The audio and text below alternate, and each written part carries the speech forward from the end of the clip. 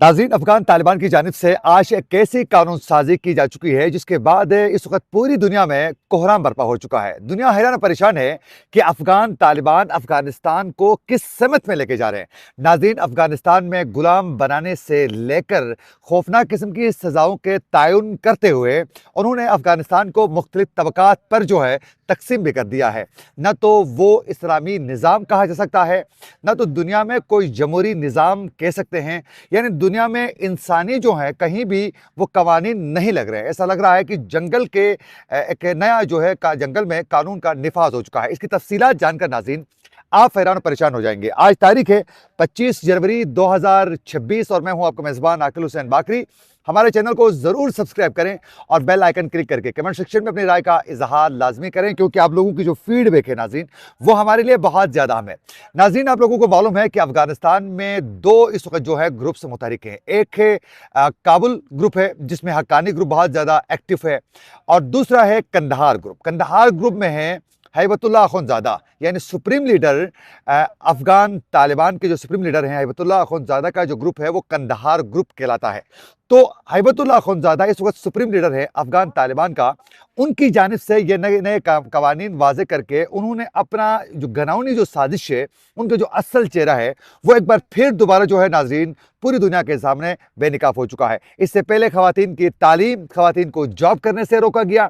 फिर new technology को अफगानिस्तान से दूर रखने के लिए अफगान लोगों को इंटरनेट की बंदिश की कोशिश की गई, जिस पर काबुल ग्रुप की जानिब से उस पर उन्होंने मुदाखलत करने पर वो थोड़े मोहतात हो गए। तो यूं टेक्नोलॉजी से रोकना, खवातीन को तालीम और फिर जॉब से रोकना, ये सिलसिला तो जारी था जिस पर दुनिया पहले ही चीख पुकार कर रही थी। इसी दौरान नाज़रीन अफगानिस्तान में अफगान अदालतों में फौजदारी ज़ाब्ते जो हैं वो अफगान तालिबान लेकर आ चुके हैं, यानी नए कवानीन जो हैं वो मुतारिफ करवा चुके हैं। अब ये जो अफगान तालिबान की जानिब से नए जो कवानीन आज सामने लेकर आए हैं उसमें नाज़रीन एक तो ये जो ज़ाब्ते हैं ये 3 हिस्सों में ये डिवाइड कर चुके हैं, और इसमें 10 बाब हैं, 119 शकें हैं।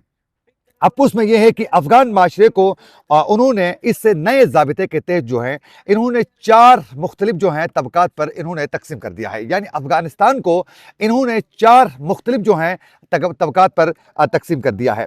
और उसके बाद है नाज़रीन इन्होंने अफगान तालिबान को मुख्तलिफ तबकात पर जो है वो तकसीम करते हुए इन्होंने एक तो गुलाम बनाना जो है इन्होंने जायज़ कर दिया है कि अफगानिस्तान के माशरे में अगर कोई शख्स चाहे तो किसी को भी वो गुलाम बना सकता है।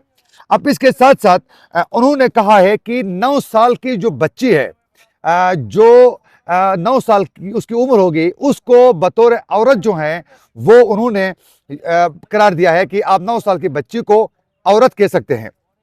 अच्छा, इसके साथ साथ इन्होंने 4 मुख्तलिफ तबकात पर जो तकसीम इन्होंने अफगान माशरे को किया है, उस 4 तबकात की सजाओं का तरीक़ाकार भी उन्होंने डिफरेंट कर दिया है। उसके तहत ही इन्होंने 4 मुख्तलिफ जो तबकात हैं उसमें एक तबका है उलमा और फुकहा का। तो पहला जो तबका है उसमें है उलमा और फुकहा का जो ग्रुप है, जो तबका है, उसके हवाले से सजाओं का तयन करते हुए उनको सजा क्या दी गई है पता है? अगर कोई जुर्म कर लेते हैं, किसी वो ऐसी इल्लीगल एक्टिविटी में पाए जाते हैं, तो उसके हवाले से कहा गया है कि उनको कोई सजा नहीं होगी। सिर्फ और सिर्फ उनकी सजा ये है कि जो काजी होगा वो उनको आगाह करेगा, मैसेज देगा, पहुंचाएगा कि आपको इस काम में पाया गया है, आपके हवाले से ये खबर पहुंच चुकी है। बस सिर्फ ये कहना ही उसको सजा तस्वुर किया जाएगा। काजी और फुकहा मतलब उलमा और फुकहा को। अब अफगान तालिबान तो सब जो हैं वो अपने आप को आलिम कहते हैं, वो तकरीबन सारे आलिम हैं। तो अब ये खुद को इन सजाओं से सिर्फ और सिर्फ काजी बताएगा कि भाई आपने ये हरकत किया है, तो वो उसकी सजा तस्वुर हो जाएगी।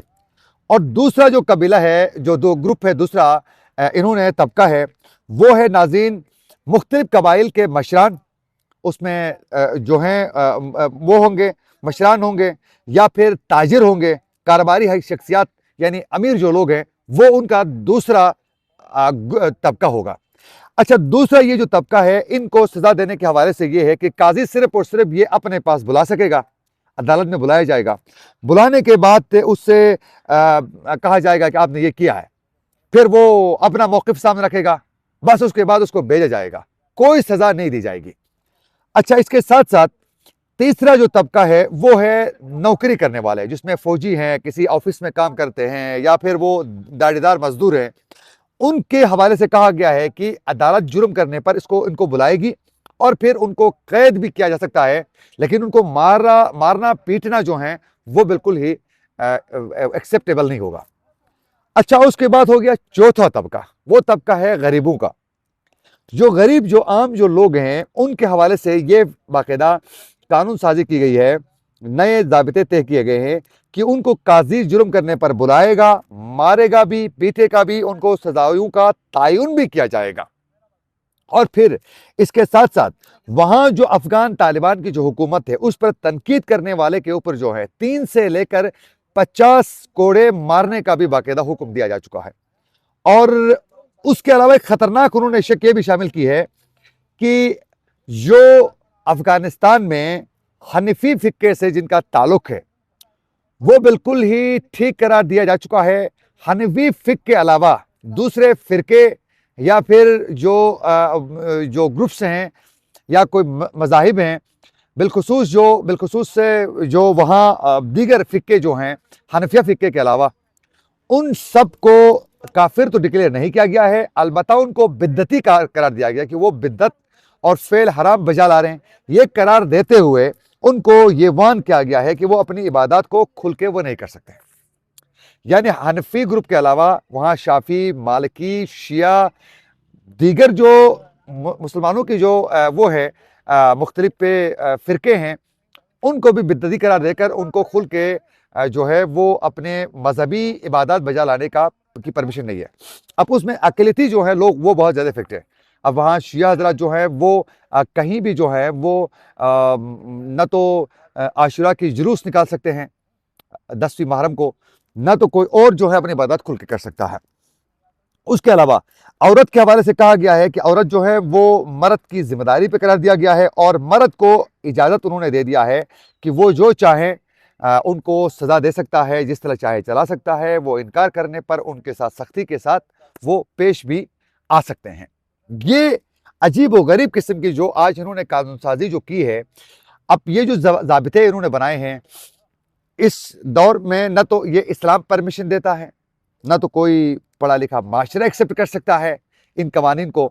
और गुलाम के हवाले से तो इस्लाम ने वादे कर दिया है कि अब जो है ना गोरे को काले पे कोई फोकियत नहीं है, किसी जात वाले को दूसरी जात वाले पे कोई फोकियत नहीं है, सब बराबर है।